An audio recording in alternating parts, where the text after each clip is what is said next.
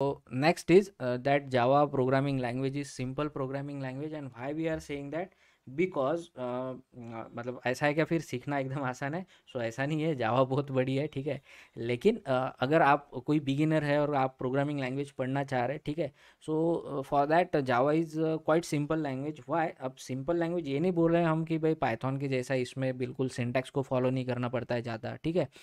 Simple इसलिए बोल रहे हैं क्योंकि जो मोस्ट कॉम्प्लेक्स कॉन्सेप्ट थे अपने सी या सीपीपी लैंग्वेज के, लाइक कौन से कॉन्सेप्ट थे जो सी में कॉम्प्लेक्स थे? पॉइंटर का कॉन्सेप्ट कॉम्प्लेक्स था। सीपीपी की बात करें तो मल्टीपल इनहेरिटेंस का जो कॉन्सेप्ट था वो कॉम्प्लेक्स था, ठीक है। उसके बाद में वहाँ पे ऑपरेटर ओवरलोडिंग नाम का कॉन्सेप्ट था सी प्लस प्लस में, वो कॉम्प्लेक्स था, ठीक है। सो ये कॉम्प्लेक्स जावा वालों ने निकाल दिए, मतलब जो कॉम्प्लेक्स टॉपिक्स थे हमारे we can say C plus plus programming language के, वो कॉन्सेप्ट ही उन्होंने निकाल दिया जावा वाले ने। And that's why we are saying that Java is actually a simple programming language, because the complex topics और concepts of C plus plus of and Java, like pointer, then operator overloading, multiple inheritance, all these concepts are ignored by Java, okay, and that's why we are saying that Java is simple programming language. अगर आपको एक बार थोड़ा भी जावा का object कैसे बनाते, class कैसे बनाते अगर समझ में आ गया, then you can master this Java programming language, okay. So that's why we are saying that Java is simple programming language. Then next point is Java is secured programming language. we are saying that java is programming language, we are saying that java is secure, okay। और हम जब engineering में थे, जब मेरा time था जैसे 2008-9 का टाइम पे, वहाँ पे तो दो ही टेक्नोलॉजीज ज़्यादा मार्केट में रहती थी, एक तो डॉट नेट और एक जावा, ठीक है। और फिर बहुत सारे लोग बोलते थे कि अगर जल्दी जॉब चाहिए तो डॉट नेट में जाओ, और अगर लॉन्ग टर्म के लिए जॉब चाहिए अच्छे पैकेज का तो जावा में जाओ, ठीक है। Why? So why? Because Java framework is secured framework, और जो बड़े बड़े अप्लीकेशंस होते हैं बैंकिंग वाले, ठीक है, जहाँ पे सिक्योरिटी का इशू रहता है, so those applications are developed in java only, okay। They don't use .NET platform. So why we are saying that java is secured programming language? Can anybody tell me? You can tell on chat box also, and you can tell me by through mic also, okay, tell me. Otherwise I will explain you why we are saying that java is secured, but anybody knows?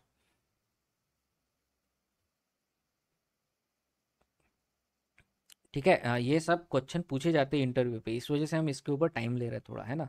और starting ही lecture है, अपना पहला ही lecture है, सो इस वजह से थोड़ा अपना पहले स्लो चलेगा, ठीक है। और जैसे जैसे फिर आगे बढ़ेंगे बैच, उस हिसाब से हम हमारी स्पीड जो है वो बढ़ती जाएंगे, ठीक है। So why we are saying that Java is secure language?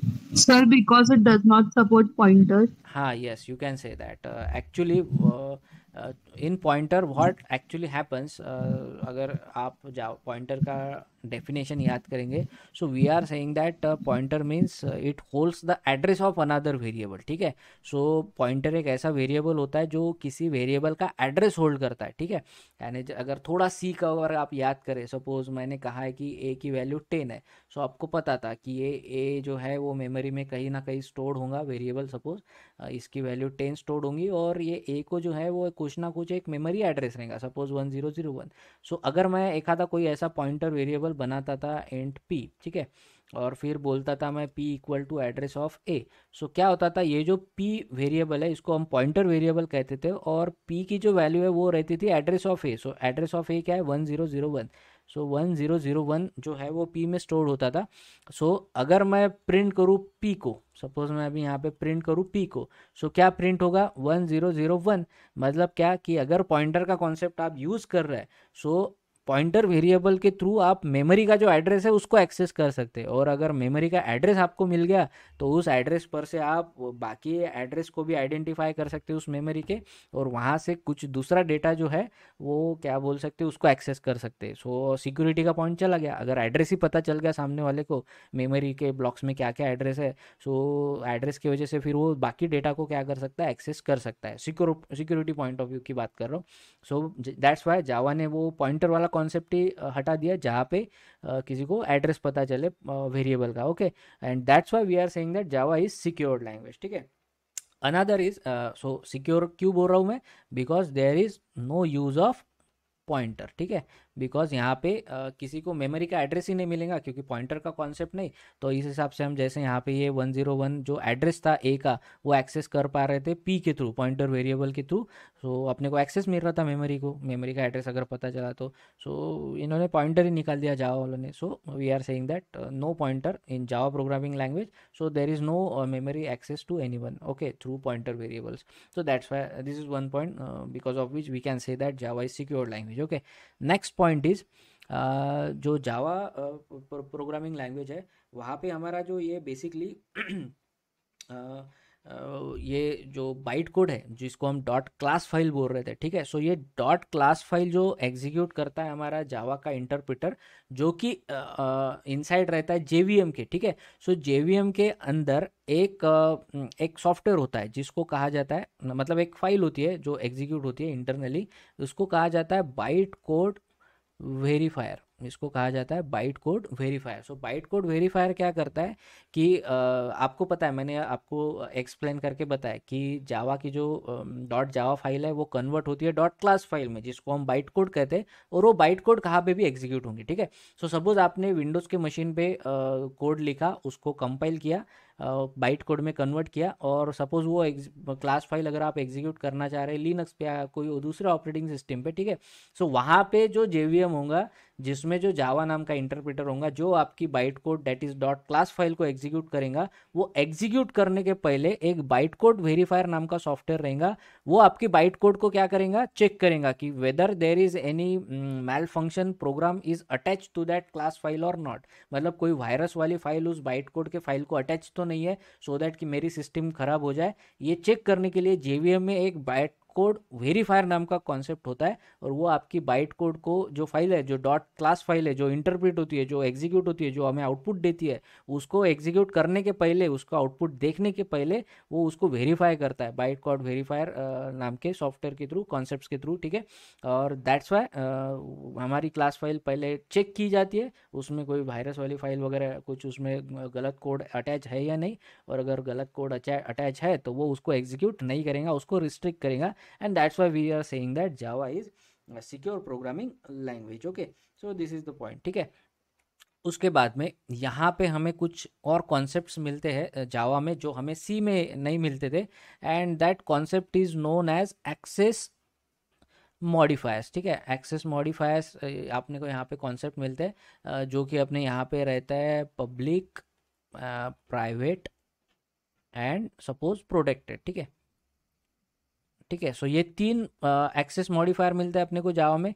सो अगर आप चाहते कि आपकी कोई वेरिएबल, कोई कॉन्सेप्ट को हर एक ने एक्सेस करना चाहिए, तो आप उस चीज़ को पब्लिक बना सकते हैं। लेकिन अगर आप चाहते कि आपने अगर कोई चीज़ डेवलप की और वो सिर्फ प्राइवेट रहे through for that class only और फॉर दैट कोड ओनली, सो आप उस चीज़ को प्राइवेट भी बना सकते हैं, ठीक है। सो हर एक चीज़ का एक्सेस हर एक को नहीं मिलेगा, आप डिसाइड कर सकते हैं कि आपको कौन सी चीज़ को पब्लिक रखना है, कौन सी चीज़ को प्राइवेट रखना है जावा के केस में with the help of this access modifiers. And that's why हमारे कोड का एक्सेस एकदम से हर एक को नहीं मिलेगा, ठीक है ना। So that's why we are saying that Java is secured programming language as compare to other programming language, ठीक है।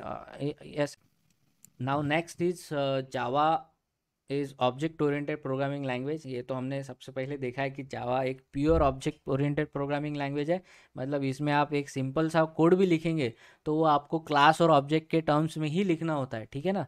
So Java is object oriented programming language. अब इसके बहुत सारे रीज़न निकलते हैं कि why object oriented programming language is better than procedure और structure oriented programming language which we used in C language, okay. So C जो है हमारी प्रोसीजर ओरिएंटेड लैंग्वेज थी, और ये जो है सी प्लस प्लस हो गया, जावा हो गया, पाइथन हो गया, ये सब ऑब्जेक्ट ओरिएंटेड प्रोग्रामिंग लैंग्वेज है। इनफैक्ट जब सी डेवलप की गई थी तो सी पहले सी पे ही काम हो रहा था, लेकिन जैसे जैसे जावा मतलब आई और जावा ने ऑब्जेक्ट ओरिएंटेड प्रोग्रामिंग पैराडिज्म को फॉलो किया, सो सी वालों को लगा कि अगर हमने ऑब्जेक्ट ओरिएंटेड कॉन्सेप्ट्स अगर सी में नहीं इनकॉर्पोरेट किए, सो जावा हमको ओवरटेक कर लेगा और जावा ही मार्केट में चलेगा, हमारा सी आउटडेटेड हो जाएगा, ठीक है। सो इस वजह से सी में उन्होंने ऑब्जेक्ट ओरिएंटेड प्रोग्रामिंग के कॉन्सेप्ट ऐड किए, और जो नई लैंग्वेज निकल के आई है उसको कहा जाता है C plus plus. So C plus plus का मीनिंग होता है C plus object oriented programming concept, और इस वजह से उसको कहा जाता है C plus plus. Okay, so C plus plus हो गई, जावा हो गई, ये सब ऑब्जेक्ट ओरिएंटेड प्रोग्रामिंग लैंग्वेज है, ठीक है। अभी ऑब्जेक्ट ओरिएंटेड प्रोग्रामिंग लैंग्वेज क्या, इसमें कोड कैसे करते हैं, ये क्लास और ऑब्जेक्ट्स क्या होता है, ये हम आगे के लेक्चर्स में पढ़ेंगे, ठीक है। सो इसको अभी फिलहाल में तो डिटेल में हम इसके ऊपर नहीं देखेंगे, क्योंकि जब तक वो कॉन्सेप्ट आप देखेंगे नहीं प्रैक्टिकली, वो आपको एकदम से समझ में नहीं आएंगे, ठीक है। जो न्यूबीज है जावा में, जो फर्स्ट टाइम जावा पढ़ रहे हैं, जिनको ऑलरेडी थोड़ा बहुत पता है, वो उनको समझ में, उनको पता है, ठीक है। सो ऑब्जेक्ट ओरिएंटेड प्रोग्रामिंग की वजह से अपने को बहुत सारे कॉन्सेप्ट्स मिलते हैं कोडिंग के, जैसे कि inheritance, polymorphism, abstraction, encapsulation, data hiding, etcetera etcetera. ये सब फीचर्स की वजह से ऑब्जेक्ट ओरिएंटेड प्रोग्रामिंग लैंग्वेज में कोड करना ज़्यादा इफ़िशियंट होता है, ज़्यादा यूज़फुल होता है, rather than using procedure oriented programming for coding. Okay, so that's why most of programming languages using object oriented programming philosophy for coding. Okay, so Java भी हमारी एक ऑब्जेक्ट ओरिएंटेड प्रोग्राम, और in fact Java तो हमारी pure object oriented programming language है। Python की बात करें, सी की बात करें, तो वहाँ पे आपने हर एक चीज़ ऑब्जेक्ट ओरिएंटेड प्रोग्रामिंग में इंप्लीमेंट करना ऐसी कोई नीड नहीं है, ठीक है। वहाँ पे आप प्रोसीजर ओरिएंटेड प्रोग्रामिंग भी यूज़ कर सकते हैं, लेकिन जावा का ऐसा नहीं है। जावा में अगर आप छोटा सा भी कोड करेंगे तो आपको वो क्लास और ऑब्जेक्ट के थ्रू ही कोड एग्जीक्यूट कराना होता है।